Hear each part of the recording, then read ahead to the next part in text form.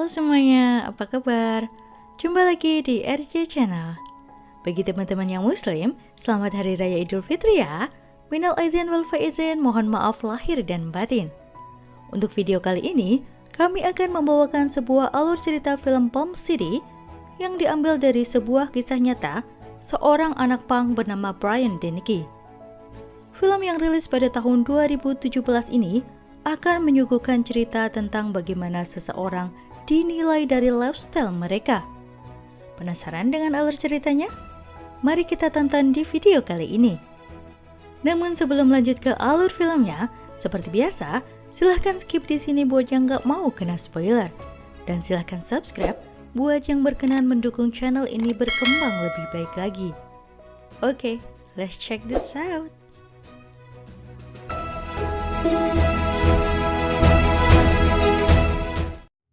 Film dimulai di suatu pengadilan di kota Amarillo, Texas. Seorang pengacara sedang membela kliennya pada sebuah kasus pembunuhan.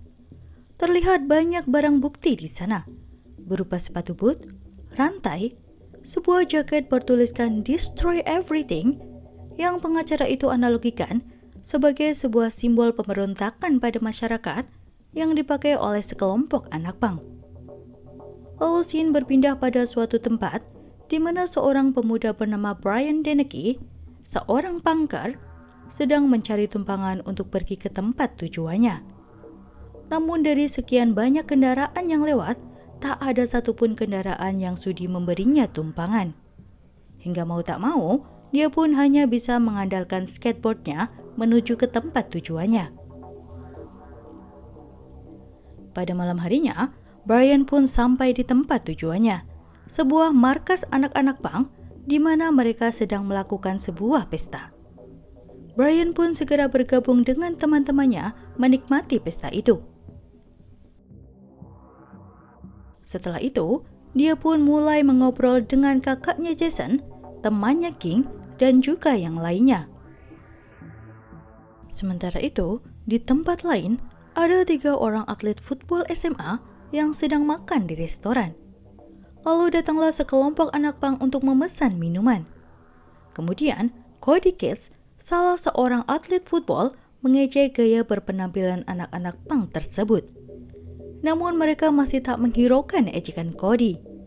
Tapi meskipun mereka telah duduk di luar restoran, Cody masih terus mengejek mereka.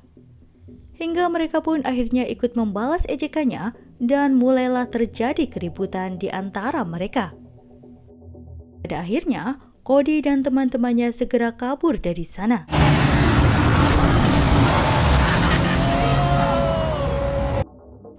Keesokan harinya, Brian harus membayar uang sewa tempat pada Herschel, sang pemilik gedung. Meski uang yang Brian berikan pada Herschel masih kurang, tapi dia berjanji untuk melunasi sewanya minggu depan. Setelah itu, Brian pun kembali ke rumah orang tuanya.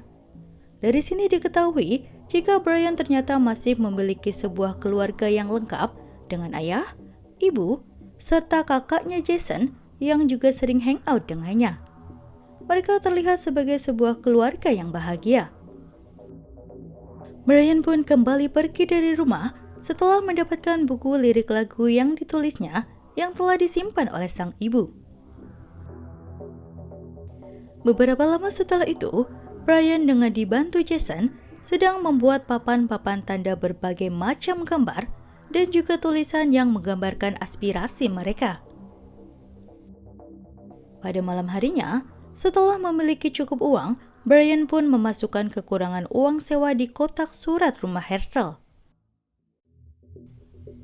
Dan saat ia sedang berjalan pulang, Cody dan teman-teman footballnya yang biasa dipanggil dengan The Preps mengejek cara berpakaian dan gaya rambut Brian. Mereka bahkan melemparinya dengan botol minuman hingga membuat dahi Brian berdarah. Namun Brian tak membalasnya sama sekali. Sesampainya di markas, Jade, kekasih Brian, merawat lukanya.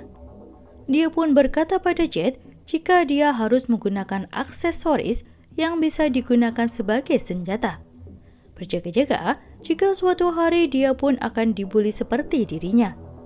Namun Jade tak menganggap saran Brian dengan serius.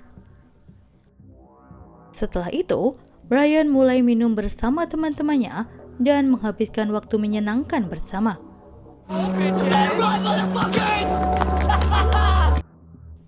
Setelah bosan berpesta, Brian dan King pergi ke jalan dan membuat grafiti di dinding sambil mengobrolkan tentang kebebasan dan hukum yang ada di negaranya. Lalu ada sebuah mobil polisi yang datang dan akan menangkap mereka karena aksi vandalisme yang mereka lakukan. Brian dan King pun segera kabur dan akhirnya bisa masuk ke markas mereka. Di saat mereka mengira polisi telah pergi, ternyata para polisi itu mengikuti mereka ke markas dan memaksa mereka untuk keluar. Di dalam markas mereka pun mulai saling beradu argumen dan juga sangat panik. Meski mereka tak mau keluar, polisi dengan pintarnya segera memadamkan listrik ke gedung itu hingga membuat mereka semakin panik.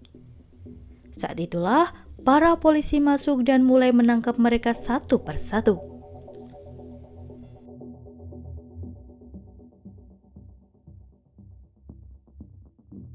Mereka pun segera ditahan selama beberapa hari. Sekeluarnya dari tahanan, Brian dan Jade memutuskan untuk memelihara seekor anjing. Dan Brian pun membacakan sebuah lirik lagu yang dia buat pada Jade. Kembali ke pengadilan, catatan kepolisian tentang sejumlah minor kriminalitas yang mereka lakukan dijadikan sebagai salah satu hal untuk menyerang para anak pang. Disebutkan jika mereka telah seringkali ditangkap atas kejahatan konsumsi alkohol di bawah umur, membuat keributan, dan bahkan penyerangan pada petugas polisi. Pengacara mengatakan jika Cody adalah seorang pemuda yang religius, seorang atlet football, dan aktif dalam banyak kegiatan ekstrakurikuler. Dan keluarganya pun berasal dari keluarga terpandang yang aktif dalam masyarakat. Jadi dia tak pantas berada di pengadilan untuk kasus tersebut. Padahal sebenarnya Cody dan kawan-kawannya pun sering mengadakan pesta dan meminum alkohol meski mereka masih di bawah umur. Mereka tak pernah sampai ditahan karena sebenarnya mereka sering menyuap oknum anggota polisi agar tak diganggu saat mereka sedang melakukan pesta.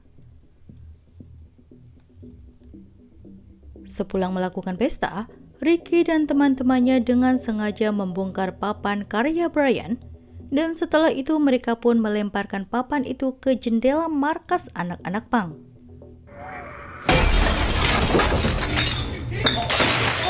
Pada saat itu, hanya King yang ada di markas. Dia pun segera mengendarai mobilnya dan mendatangi Ricky dan juga kawan-kawannya. Namun tentu saja dia dipukuli habis-habisan karena dia hanya datang sendirian, sementara Ricky bersama kelompoknya.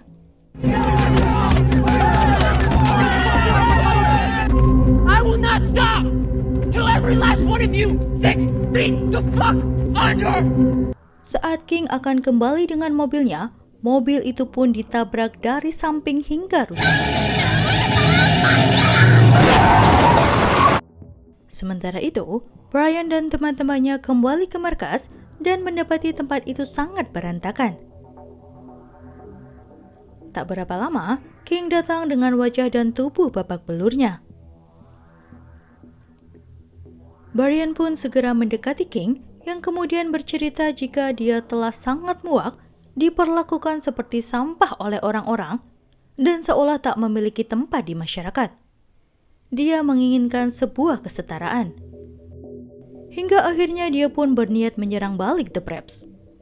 Brian berusaha menenangkan King, namun amarah King tak terbendung lagi, apalagi beberapa temannya juga setuju untuk melakukan hal itu. Akhirnya demi solidaritas, Brian pun ikut bersama teman-temannya menuju tempat The Preps berkumpul. Sesampainya di sana, para anak pang segera turun dari mobil dan mendekati kelompok The Preps. Perkelahian besar-besaran pun tak terhindarkan lagi.